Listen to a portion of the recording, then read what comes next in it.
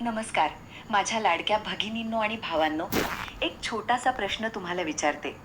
तुमच्या घरात पैसे येतात, पण टिकत नाहीत का? कारण नसताना भांडणं होतात का? आणि घरात सतत थकवा, आजारपण आणि नकारात्मकता जाणवते का? जर यापैकी काहीही तुमच्या आयुष्यात घडत असेल, तर हा व्हिडिओ शेवटपर्यंत नक्की पहा. कारण आज मी तुम्हाला अशी एक महत्त्वाची गोष्ट सांगणार आहे, जी तुमचं संपूर्ण आयुष्य बदलू शकते. जय जय श्री स्वामी समर्थ. भक्तांनो, आपल्या घरात पाणी आपण खूप साधी गोष्ट समजतो. पण वास्तुशास्त्रानुसार पाणी हे फक्त पाणी नसतं. ते धनाचं प्रतीक असतं, लक्ष्मीचं रूप असतं. आणि हेच पाणी जर चुकीच्या ठिकाणी ठेवलं, तर आपल्या घरात दारिद्र्य आणू शकतं. स्वामी समर्थांच्या कृपेने आज मी तुम्हाला अशा 3 ठिकाणांबद्दल सांगणार आहे, जिथे पाणी कधीच ठेवू नये. आणि त्याचबरोबर काही सोपे उपायही सांगणार आहे, जे तुम्ही लगेच करू शकता. त्यामुळे हा व्हिडिओ पूर्ण पहा आणि मनापासून ऐका. चला तर मग सुरुवात करूया पहिल्या ठिकाणापासून. भक्तांनो, पहिलं ठिकाण आहे आग्नेय कोपरा, म्हणजेच साऊथ ईस्ट दिशा. ही दिशा अग्निदेवाची मानली जाते. या दिशेला सूर्यकिरण जास्त प्रमाणात येतात, त्यामुळे इथे उष्णता आणि ऊर्जा खूप जास्त असते. म्हणूनच वास्तुशास्त्र सांगतं की ही दिशा स्वयंपाकघरासाठी सर्वात योग्य आहे. पण इथेच आपण सर्वात मोठी चूक करतो. आपण या दिशेला पाण्याशी संबंधित गोष्टी ठेवतो, जसं की पाण्याची टाकी, नळ, बोरिंग किंवा हातपंप. आता तुम्ही विचार कराल की यात काय चूक आहे? पण जरा शांतपणे विचार करा. अग्नी आणि पाणी हे दोन एकमेकांचे विरुद्ध तत्व आहेत. जेव्हा हे दोन्ही एकत्र येतात, तेव्हा घरात संघर्ष निर्माण होतो. हा संघर्ष दिसत नाही, पण त्याचा परिणाम हळूहळू आपल्या आयुष्यावर होतो. घरात पैशांची अडचण वाढते, कुटुंब प्रमुख कर्जबाजारी होऊ शकतो आणि सर्वात जास्त परिणाम महिलांच्या आरोग्यावर होतो. म्हणून भगिनींनो, जर तुमच्या घरात स्वयंपाकघर आग्नेय दिशेला असेल, तर तिथे गॅस स्टोव्ह ठेवा. पण शक्य असेल तर सिंक उत्तर पूर्व दिशेला हलवा. जर ते शक्य नसेल, तर कमीत कमी पाण्याचा साठा तिथे करू नका. ही छोटीशी बदललेली सवय तुमच्या घरात मोठा बदल घडवू शकते. स्वामी समर्थ आपल्याला नेहमी सांगतात की जीवनात संतुलन खूप महत्त्वाचं आहे. अग्नी आणि पाणी यांचा संघर्ष टाळा, म्हणजेच घरात शांतता टिकेल. आता आपण दुसऱ्या ठिकाणाकडे वळूया. भक्तांनो, दुसरं ठिकाण आहे ब्रह्मस्थान, म्हणजेच आपल्या घराचा मध्यभाग. वास्तुशास्त्रानुसार हा भाग घराचं हृदय मानला जातो. इथून संपूर्ण घरात ऊर्जा पसरते. त्यामुळे हा भाग जितका स्वच्छ आणि मोकळा असेल, तितकी सकारात्मक ऊर्जा घरात वाढते. पण खूप वेळा आपण इथे चूक करतो. काही जण घराच्या मध्यभागी पाण्याची टाकी ठेवतात, काही जण ओलं क्षेत्र ठेवतात, किंवा कधी कधी गळती होते आणि आपण दुर्लक्ष करतो. पण हीच गोष्ट आपल्या घरासाठी नुकसानदायक ठरते. कारण जेव्हा ब्रह्मस्थानात पाणी राहतं, तेव्हा तिथली ऊर्जा कमकुवत होते आणि त्याचा परिणाम थेट आपल्या आर्थिक स्थितीवर होतो. पैसे येतात पण टिकत नाहीत, कामं अडकतात, मनात अस्वस्थता वाढते आणि घरात नकारात्मकता जाणवते. म्हणून एक गोष्ट कायम लक्षात ठेवा. घराचा मध्यभाग नेहमी स्वच्छ, कोरडा आणि मोकळा ठेवा. तिथे कोणतीही जड वस्तू किंवा पाण्याशी संबंधित गोष्टी ठेवू नका. जर छतावर पाण्याची टाकी असेल, तर ती दक्षिण पश्चिम दिशेला ठेवणं अधिक योग्य मानलं जातं. स्वामी समर्थांच्या शिकवणीत एक गोष्ट स्पष्ट सांगितली आहे की जिथे स्वच्छता आणि पवित्रता असते, तिथेच लक्ष्मीचा वास असतो. त्यामुळे घराचं हृदय म्हणजेच ब्रह्मस्थान स्वच्छ ठेवा. आता आपण तिसऱ्या आणि अतिशय महत्त्वाच्या ठिकाणाकडे वळूया. ब्रह्मस्थान स्वच्छ ठेवा. आता आपण तिसऱ्या आणि अतिशय महत्त्वाच्या ठिकाणाकडे वळूया. भक्तांनो, तिसरं ठिकाण आहे बेडरूममध्ये सिराहण्याजवळ, म्हणजेच हेडबोर्ड जवळ पाणी ठेवणं. ही सवय खूप लोकांमध्ये असते. रात्री पाणी लागेल म्हणून आपण बेडजवळ ग्लास किंवा बाटली ठेवतो.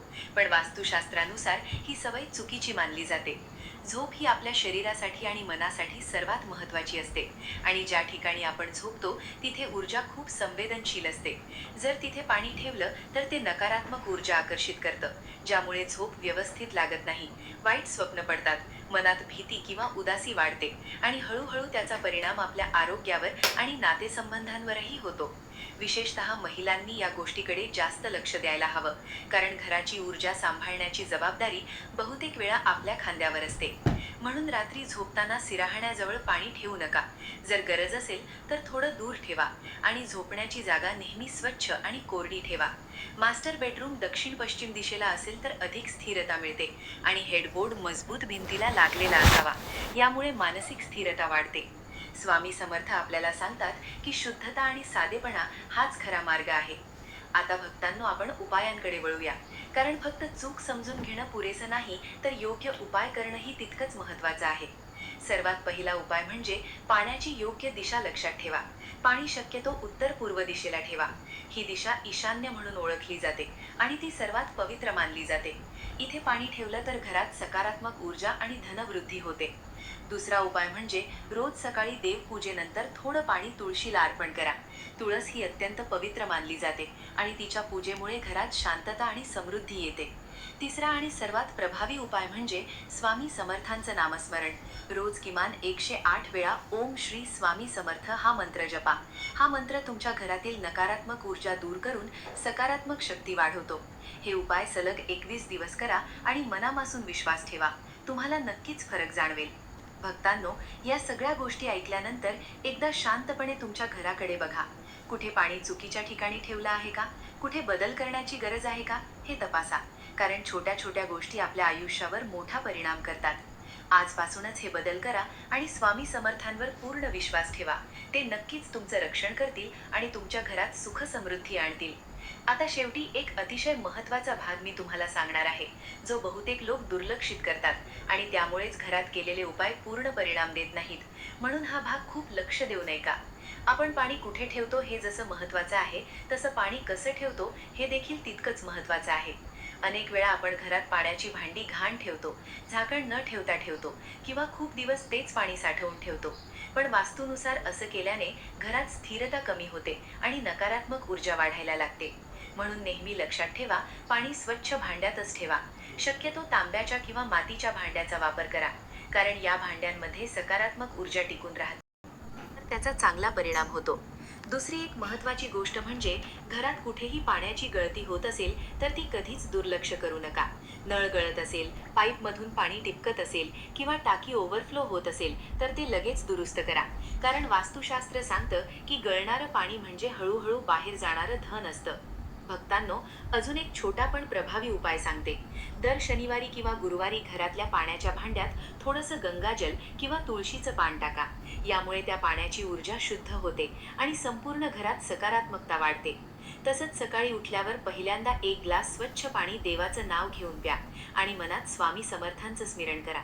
यामुळे तुमचा दिवस चांगला जातो आणि मन शांत राहतं. आणखी एक गोष्ट लक्षात ठेवा, जेव्हा आपण घरात पाणी भरतो किंवा टाकीत पाणी साठवतो तेव्हा मनात चांगले विचार ठेवा.